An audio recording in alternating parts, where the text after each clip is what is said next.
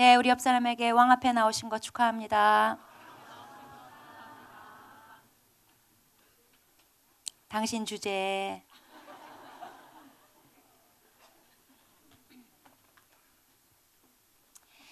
자, 오늘 말씀은 마태복음 13장 1절부터 17절까지입니다. 길어서 우리 나선채 형제님이 대신 읽어주도록 하겠습니다. 그날 예수께서 집에서 나가사 바닷가에 앉으심에 큰 무리가 그에게로 모여들거늘 예수께서 배에 올라가 앉으시고 온 무리는 해변에 서 있더니 예수께서 비유로 여러 가지를 그들에게 말씀하여 이르시되 씨를 뿌리는 자가 뿌리로 나가서 뿌릴새 더러는 길가에 떨어짐에 새들이 와서 먹어버렸고 더러는 흙이 얕은 돌밭에 떨어짐에 흙이 깊지 아니하므로 곧 싹이 나오나 해가 돋은 후에 타서 뿌리가 없으므로 말랐고 더러는 가시떨기 위에 떨어짐에 가시가 자라서 기운을 막았고 더러는 좋은 땅에 떨어짐에 어떤 것은 100배 어떤 것은 60배 어떤 것은 30배의 결실을 하였느니라. 귀 있는 자는 들으라 하시니라. 제자들이 예수께 나와 이르되 어찌하여 그들에게 비유로 말씀하시나이까. 대답하여 이르시되 천국의 비밀을 아는 것이 너희에게는 허락되었으나 그들에게는 아니 되었나니 무릇 있는 자는 받아 넉넉하게 되되 없는 자는 그 있는 것도 빼앗기리라. 그러므로 내가 그들에게 비유로 말하는 것은 그들이 보아도 보지 못하며 들어도 듣지 못하며 깨닫지 못함이니라. 이사야 예언이 그들에게 이루어졌으니 일렀으되 너희가 듣기는 들어도 깨닫지 못할 것이요 보기는 보아도 알지 못하리라. 이 백성들의 마음이 완악하여져서 그 귀는 듣기에 둔하고 눈은 감았으니 이는 눈으로 보고 귀로 듣고 마음으로 깨달아 돌이켜 내게 고침을 받을까 두려워함이라 하였느니라.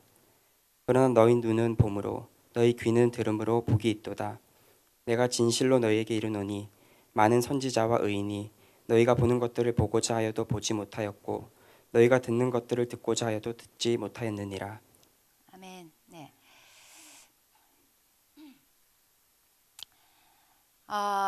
마태복음 13장은 천국 비유집이다 이런 별명이 있습니다. 천국의 천국 그 자체에 대한 그 설명이라기보다는 천국에 대한 반응에 대해서 쭉 여러 가지 비유를 이렇게 묶어놓은 장입니다. 자, 1절에 보시면 그날 예수께서 집에서 나가서 바닷가에 앉으심에 자, 그날 앞에 내용 그러니까 예수님께서 어떤 집에서 가르치고 계셨는데 가족들이 찾아왔어요. 예수님을 데리러 온 거였어요. 물론 예수님께서 응하지 않으셨죠. 보란 듯이 예수님께서 가족들의 요청에 응하지 않으시고 거기는 무리들과 함께 바닷가로 가셔서 거기서 이제 설교를 하신 내용입니다. 여기 집이라는 건 아마 그 가버나움에 있는 베드로의 집인 것 같아요. 그래서 이제 바닷가, 그러니까 갈릴리 호수가 워낙 크니까 이제 바닷가라고 한 건데 호수가에 이제 배 한 척이 있었고 거기에 예수님이 올라 앉으셨고 이제 무리들은 예수님을 향해서 이제 해변가에 갈릴리 호수가에 예수님 바라보고 말씀을 듣고 있었습니다. 이제 이때 예수님께서 그 유명한 씨 뿌리는 자의 비유 내용을 말씀을 하셔요.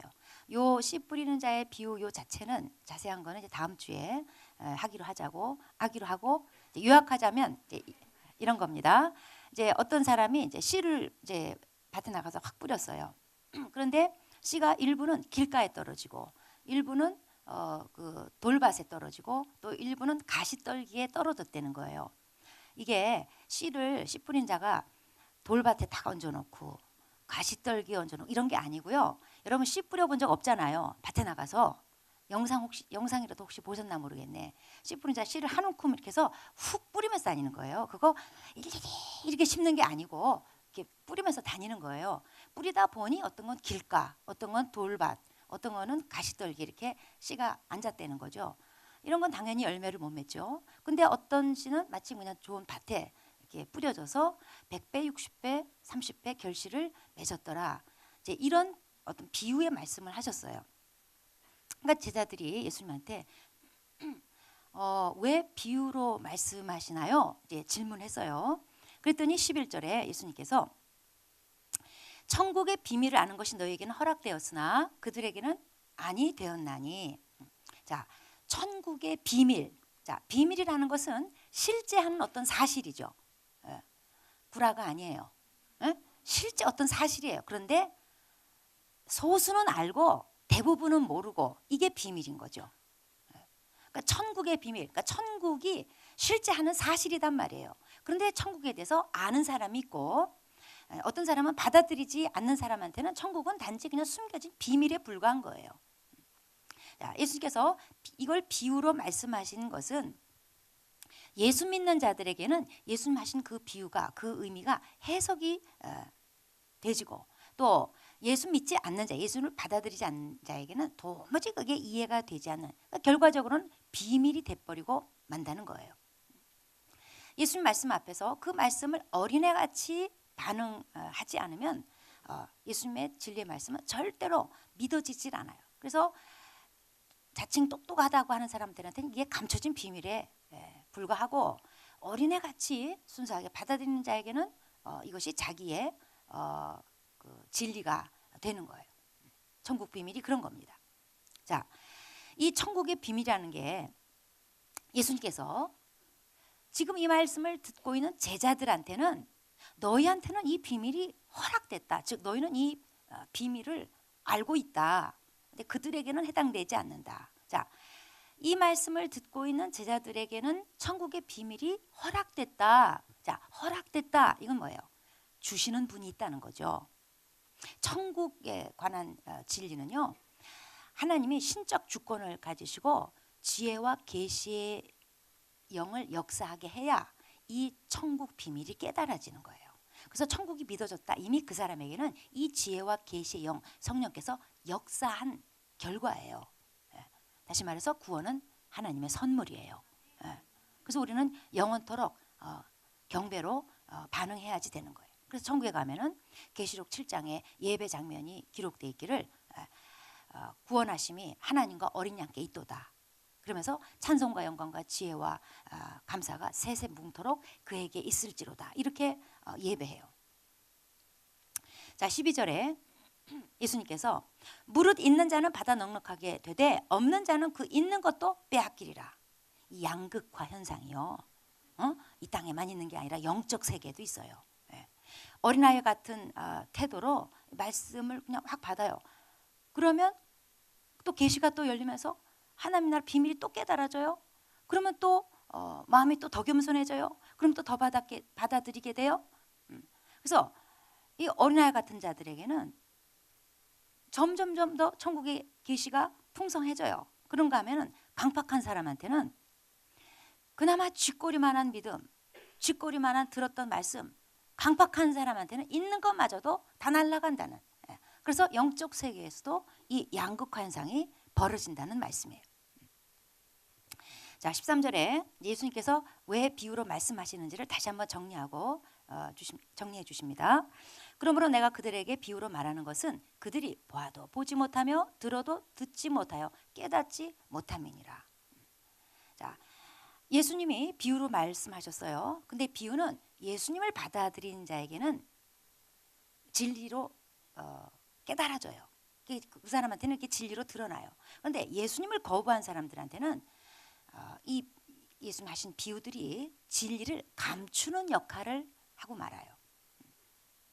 자, 14절 15절은 이제 예수님이 이 말씀을 부연 설명하시면서 구약의 이사야 선지자 통해서 예언됐던 말씀을 예수님이 인용하십니다.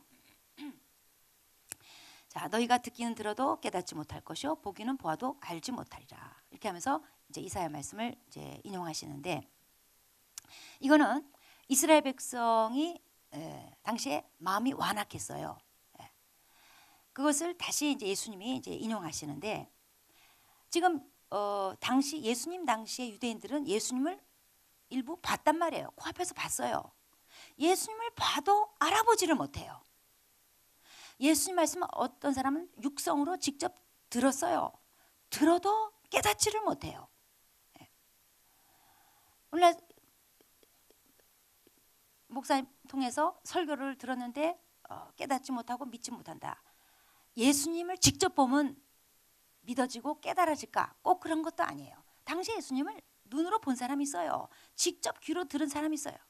그런데 깨닫지 못하고 예수님이 알아봐지지 않고 자, 이 천국의 비밀 앞에서는요, 두 부류가 있어요. 이 천국 비밀이 허락된 사람이 있고, 또 어떤 사람들은 오늘 여기 14절 15절에 나오는 해당하는 사람들이에요. 마음이 완악해서 예수님을 두 눈으로 보고도 또 귀로 육성으로 듣고도 깨달아지지 않는 두 부류의 사람이 있다는 거예요. 자, 하나님이 이 천국 비밀을 허락하셔야 됩니다.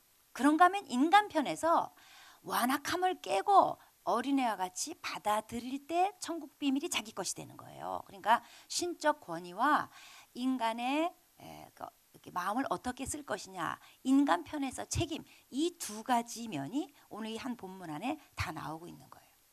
뭐 하나님 허락하셨으면 되겠지 뭐, 이게 아니라 인간 편에서는 완악함을 갖고 있으면 안 돼요.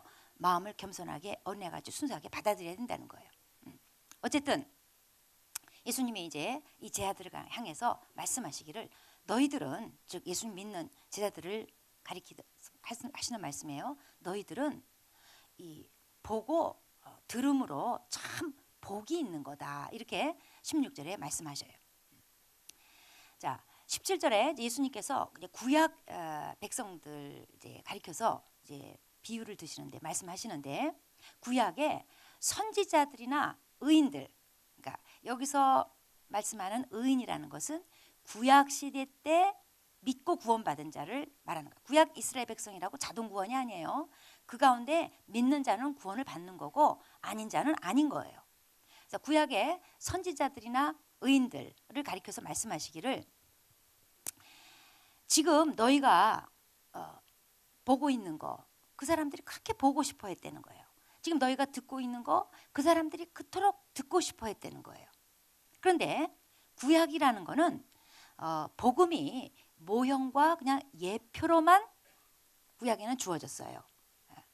그래서 이걸 가리켜서 저 뒤에 히브리서 11장 13절에, 히브리서 11장은 이제 그 구약의 믿음의 선진들이 쭉 이제 열거가 되죠.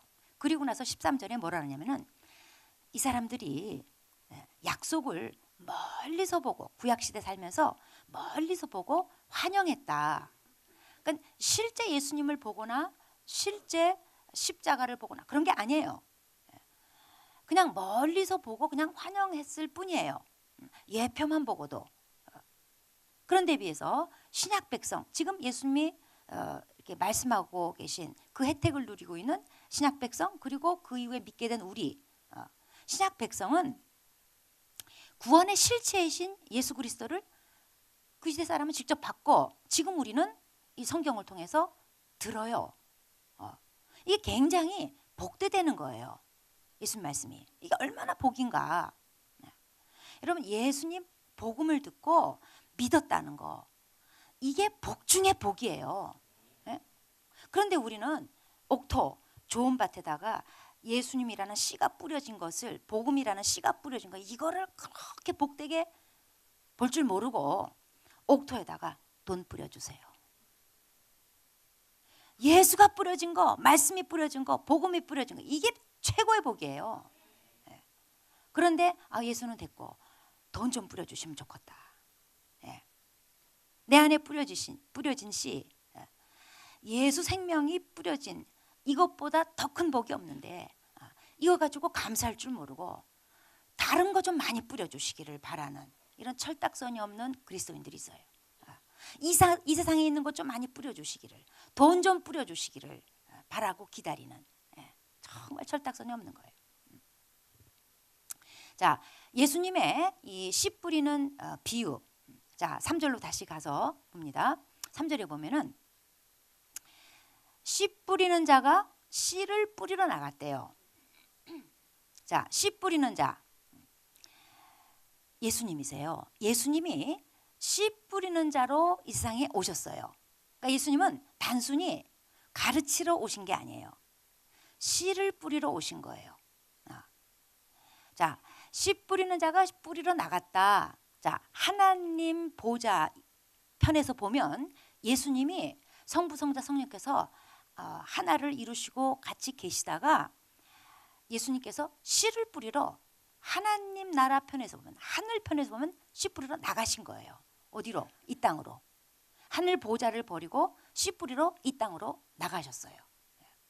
그러니까 예수님은 이 땅에 씨를 뿌리러 오셨고 그 수확을 언젠가 거두러 오세요. 언제? 재림하실 때. 예. 그래서 그리스도 심판 때서 다 계산하실 거예요. 예. 자, 예수님께서 씨 뿌리는 자로 씨를 뿌리러 이 세상에 오셨다. 자, 씨 뭘 가리키는가? 우선 이 뒤에 19절로 가면은 이 씨를 뭐라고 하시냐면 천국 말씀이다 이렇게 하셔요. 씨가 천국 말씀. 예수님께서 천국 말씀을 뿌리러 오신 거예요. 그래서 예수님 공생의 시작을 이렇게 하셨죠. 저 앞에 4장 17절에 보면은 회개하라 천국이 가까웠느니라. 이 천국 말씀, 천국 복음을 이렇게 뿌리러 오신 거예요. 이것을 뿌림으로써 공생애를 시작하셨어요. 물론 천국이 완전히 온 건 아니에요. 예수님이 오심으로 가까이 온 거예요. 완전히 성취되는 것은 이 다음에 새 하늘과 새 땅이 임함으로 완전히 성취되는 거예요. 완성되는 거예요. 그러나 예수님께서 그 천국을 가까이 주러 오셨어요. 천국 복음을, 천국 말씀을 뿌리러 오셨어요. 천국 가게 하는 말씀을, 구원의 복음을 우리에게 뿌리러 오셨어요. 씨는 천국 말씀이에요. 그런가 하면 이 뒤에 38절로 가면은 씨를 또 예수님 뭐라고 하시는가? 좋은 씨는 천국의 아들들이요 그랬어요. 씨가 천국의 아들들이래요. 즉 하나님 자녀들이래요. 왜 그런가? 예수님이 뿌린 천국 복음, 천국 가는 구원의 말씀. 자, 이것을 어떤 사람이 받아들였어요. 예수님 뿌린 씨가 그 속으로 들어간 거예요. 이렇게 되면 구원받고 하나님의 자녀가 되는 거죠. 그래서 씨를 천국의 자녀들, 천국의 아들들, 하나님 자녀들이라고 예수님께서 또 정의를 하셔요. 그래서 씨는 하나님의 아들들이다. 하나님의 자녀들이다. 그 다음에 이 씨는 세 번째 의미, 중요한 게 있어요. 바로 주님 자신이세요. 말씀 안에 계신 그분 자신, 예수 그리스도 자신. 요한복음 1장에 말씀이 곧 하나님이라고 그랬어요. 또 14절로 가면은 예수님은 말씀이 육신이 돼서 우리 가운데 거하신 분이라는 거예요. 그러니까 말씀은 곧 그분이세요. 예수님이세요. 씨가 말씀인데 말씀이 곧 그분이신 거예요. 즉 씨는 여기서 말씀하는 씨는 예수 그리스도 그분 자신을 말하는 거예요. 그러니까 천국 말씀과 하나님의 자녀들과 그리고 예수 그리스도 자신 이거 그냥 서로 분리될 수 없는 서로 연관된 그냥 하나예요. 그러니까 천국 말씀이 바로 생명의 말씀이신 예수님 자신인 거죠. 그러니까 말씀이 뿌려졌다. 어떤 사람한테 말씀이 들어갔다. 이거는 그리스도께서 그 사람 안으로 들어가셨다. 그리스도께서 그 사람 안에 뿌려졌다. 심겨졌다. 이렇게 표현할 수도 있어요. 그리스도의 생명이 어떤 사람 안에 들어온 것으로 인해서 이제 그 사람이 하나님의 아들이 되는 거죠. 하나님의 아들로 다시 태어나는 거죠. 거듭나는 거죠. 그러니까 우리의 구원이라는 거는 우리 안에 이 씨가 뿌려져서 이루어진 거다. 이렇게 표현할 수 있는 거예요. 자, 씨 뿌리는 자가 씨를 뿌려요. 씨 뿌리는 자도 예수님이요. 씨도 예수님이에요. 그러니까 예수님께서 예수의 생명을 우리에게 주러 오신 거예요. 그래서 정말 구원받은 자라면 반드시 어떤 변화가 일어나게 돼 있습니다. 씨를 심어본 사람 있으세요? 자, 씨를 심어본 사람, 씨를 뿌려본 사람이라면 누구나 그 씨 안에 만약에 생명이 없다면 아무 일도 안 일어나는 거 알아요. 씨는 생명을 가지고 있어요. 일반 조그만 돌덩어리하고 달라요. 그 안에 생명이 들어있어요. 그래서 밭에 들어가면 반드시 그게 발화를 하고 그리고 싹이 나고 자라요. 그게 생명 들어있는 씨였다는 증거예요. 예수 생명이 들어간 사람은요. 시간이 지나면서 반드시 어떤 일이 일어납니다. 그리고 자랍니다. 나는 구원받은 사람일까? 그 사람 구원받은 사람일까? 우리 가족 누구누구 구원받았을까? 시간이 지나보면 알게 돼 있어요. 반드시 어떤 일이 일어나요. 어떤 변화가 일어나요. 만약에 그 사람이 영접 기도했어요. 그리고 교회에 나와요. 근데 아무 일도 안 일어나더라. 그대로더라. 아마 구원받은 거 아니에요. 아니에요. 제가 일전에 한번 얘기했던 지난번 호주 집회 갔을 때 어떤 형제 만나서 이제 제가 상담했다는 얘기 한 적이 있는데, 제가 부탁받을 때 이 형제 구원받아야 되는데 막 걱정하면서 많은 사람들이 기도를 했어요. 그래서 저를 한번 만나주기를 요청을 해서 제가 만난 거예요. 그 형제는 한때 이제 교회 다니고, 물론 이제 아버지가 목사고 선교사고 MK, PK예요. 예. 견적 딱 나오는. 예. 근데 이제 한때 교회를 다녔으나 교회 지금 안 다녀요. 그리고 방황해요. 그리고 타락한 삶을 살았어요. 그 제가 이제 그 형제를 만나서 이제 대화를 해봤어요. 이렇게 대화를 해보니까 그 사람은, 그 형제는 구원받은 사람이에요. 저는 확인했어요. 그 속에 분명히 예수 생명이 들어가 있다는 것이 제가 이렇게 대화를 통해서 발견이 됐어요. 다만 지금은 그냥 가출한 상태예요.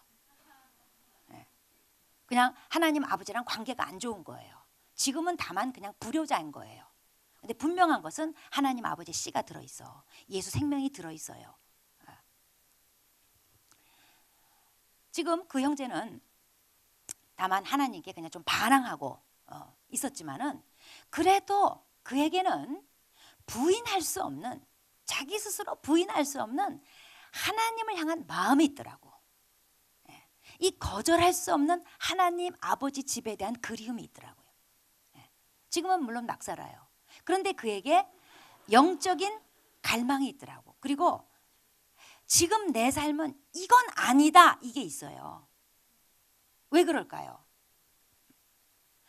사람들이 세상에서 그냥 지잘난 척하고 그냥 막 사는 사람들이 이건 아니다, 그건 아니에요, 이거다 그래요.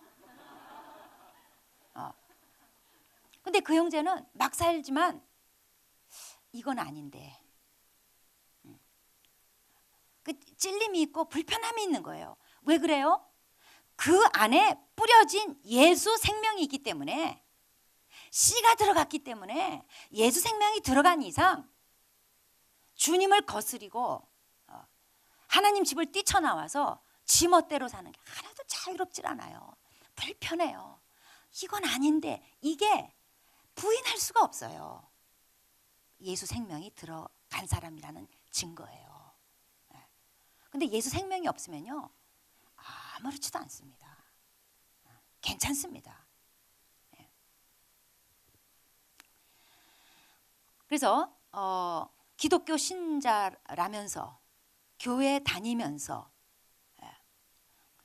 종교적인 활동해요. 종교 껍데기 있어요. 그러나 구원받지 못한 사람 있어요. 그게 여기 앉아있는 여러분이면 빨리 회개하고 예수 믿으셔야지 돼요. 여러분, 그 화가, 유명한 화가 레오나르도 다빈치 아세요? 모 여인 그린 사람, 모나리자. 그러면 알겠죠? 이 사람은 하여튼 천재예요, 천재. 몇 세기만에 한번 나올 수 있는 천재예요. 뭐 예술 분야, 과학 분야, 건축 분야, 심지어 해부학 전문가야.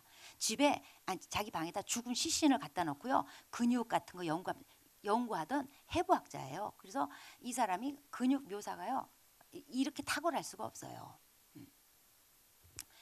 이 레오나르도 다빈치가 그린 그림 중에 유명한 게 하나 있는데 뭘까요? 최후의 만찬. 한번 보여주시겠어요? 무식한 여러분에서 잠깐 제공해드리겠습니다. 이거는 그의 상상이고, 예수님 절대 이런 집에서 하지 않으셨어요. 식탁 없어요. 그냥 바닥에 앉아서. 이거는 이제 그 촬영상 앞에 이제 사람도 앉히지 않고 했지만, 예수님 실제로 최후 만찬할 때는 저렇게 하지 않으셨어요. 자, 이 천재 화가가 성화를 많이 그렸습니다. 이 최후 만찬은 불의 명작이에요. 그런데 이 레오나르도 다빈치는요, 자기 연하의 남성을 사랑했던 동성애자예요. 그리고 불교 방생 아시죠? 방생. 그거 하느라고 채식주의자로 살았어요. 그래서 이 레오나르도 다빈치를 가리켜서 르네상스가 낳은 이단하다. 이단이 이단. 예? 저는 이 뭐 최후의 만찬을 그렸건 뭐 무슨 성화를 그렸건 간에 과연 이 레오나르도 다빈치에게 예수의 씨, 예수 생명이 들어갔을까? 들어갔길 바라지만 좀 그런 의심이 들어요. 정말 예수 생명이 들어갔다면 르네상스 시대에 이단아로 살 수가 있었을까? 그 삶의 열매로 보건대 정말 예수 생명이 들어간 사람일까? 의심이 돼요. 씨가 들어갔으면요 반드시 그게 자라고 열매를 맺게 돼 있습니다. 반드시 예수를 믿었으면 반드시 어떤 일이 일어나요. 변화가 일어나요. 삶이 달라져요. 그러니까 교회 다닌다고 다 구원받는 거 아니에요. 종교 활동한다고 다 구원받는 거 아니에요. 예수 씨가 들어가야 돼요. 예수 생명이 들어가야 돼요. 예수 생명 들어갔으면 그대로는 살 수 없습니다. 반드시 바뀝니다. 어떤 변화가 일어납니다. 이전과 똑같이 하면 불편해서 견딜 수가 없습니다. 주님을 향한 마음이 반드시 생기게 돼 있습니다. 예배를 사모하고 교회 나오게 돼 있습니다. 교회 그리고 교회 사역도 이 관점에서 마찬가지로 우리가 볼 게 있습니다. 교회 사역은 뭐냐? 씨 뿌리는 사역이어야지 돼요. 예수 생명 심는 사역이어야지 돼요. 교회는 어떤 일의 문제가 아니에요. 생명의 문제예요. 예수 생명의 문제예요. 미국의 어느 교회 광고판에 앞에 이렇게 써 있어요. 우리 교회는 찬양하고 강의하고 그리고 축구합니다. 여러분 어머니 세대와 다릅니다. 어머니 세대 교회처럼 고리타분하지 않다 이거죠. 우리는 잠깐 예배드리고 나가서 축구한다 이거예요. 그럼 축구로 사람을 끌어요? 이거는 조기 축구에서 할 일이에요. 그리고 이렇게 해서 끈 사람들은 오래 못 가요. 예수 씨를 심어줘야 돼. 예수 생명을 심어줘야 되는 거예요. 교회는 얼마나 좋은 일을 했느냐 이게 문제가 아니라 과연 복음의 씨앗을 심었느냐 예수 생명을 심어줬느냐 이게 문제예요. 단기 선교 가서 무슨 일 했느냐 이게 중요한 게 아니라 예수 생명을 심어줬느냐 셀 모임 했다 이게 중요한 게 아니라 말씀의 씨를 뿌렸느냐 예수 생명을 심어줬느냐 이게 중요한 거예요. 예수님은 많은 일을 하러 오신 게 아니에요. 씨를 뿌리러 오셨어요. 생명 뿌리러 오신 거예요. 어제 큐티 본문에 사도행전 3장에 베드로 요한이 성전 미문에 안준뱅이로 있던 거지를 일으켜줬어요. 은과 금은 내게 없거니와 내게 있는 것을 내게 주노니 곧 나사렛 예수 이름으로 일어나 걸어라 했어요. 베드로하고 요한은 세상에 있는 것을 준 게 아니에요. 그 거지가 달라고 한 걸 준 게 아니에요. 베드로 요한한테 그게 없어요. 돈 없어. 네, 그에게 있는 거 줬어요. 예수 생명을 줬어요. 교회는 은과 금을 주는 곳이 아니에요. 좋은 시설 제공하고 주차장 제공하고 직장 알선해주고 그런 곳이 아니에요. 예수 생명을 주는 곳이에요. 그래서 교회 모든 사역은 과연 예수 생명을 심어줬나? 예수 생명이 심겨졌나? 예수 생명의 씨가 뿌려졌나? 복음의 씨가 뿌려졌나? 말씀의 씨가 뿌려졌나? 이걸로 교회 사역은 평가돼야 돼요. 우리 그리스도인들은 이 예수 씨를 뿌리는 자입니다. 왜냐하면 예수 생명 받은 자이기 때문에 이 씨를 뿌려야 돼요. 예수 생명을 심어야지 돼요. 일이 아닙니다. 은과 금이 아닙니다. 이 세상에 있는 게 아닙니다. 예수 생명을 심어주는 거. 이게 우리 그리스도인의 사명이에요. 마지막 때 예수님이 재림하시면 너희가 뿌린 씨 한번 보자. 그 열매로 우리를 평가하실 겁니다. 예수 생명 심고 삽시다. 기도하겠습니다.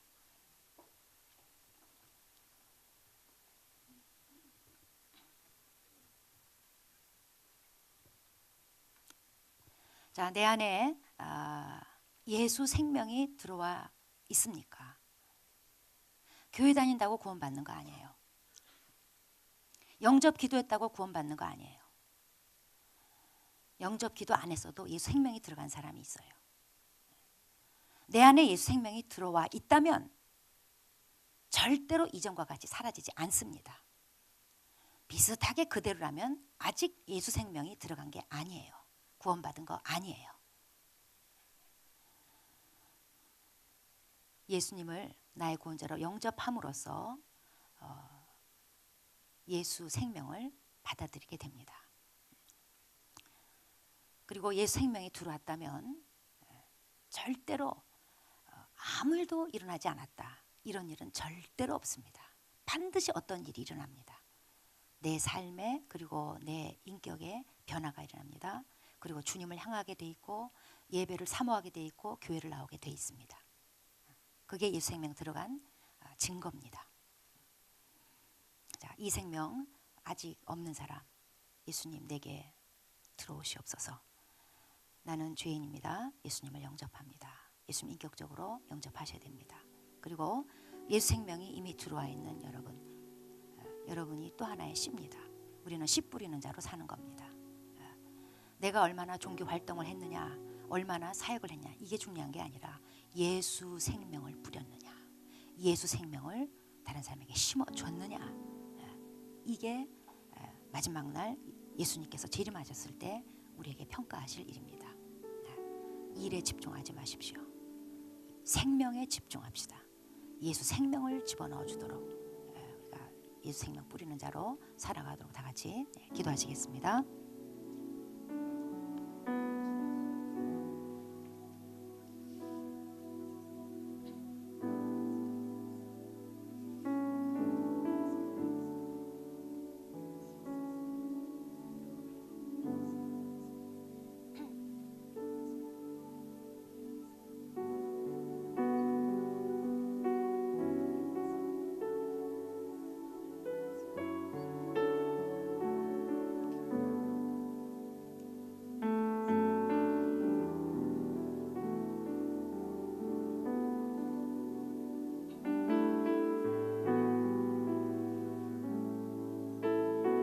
하나님 아버지 감사합니다.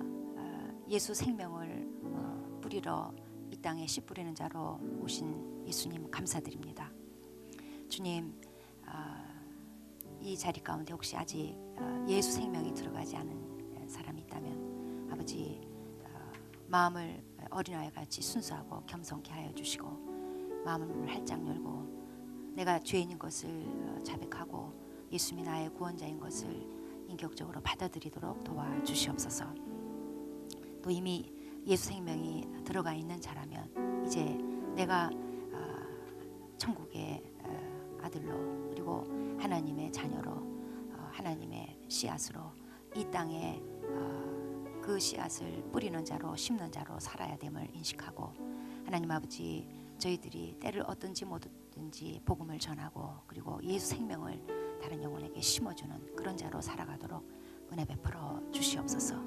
마지막 날 예수님께서 오셨을 때 그 씨의 열매들을 우리에게 찾으실 때 주님 앞에 정말 기쁨으로 안겨드릴 수 있는 그런 열매 넘치는 삶이 되도록 은혜 베풀어 주시옵소서. 예수님의 이름으로 기도합니다. 아멘.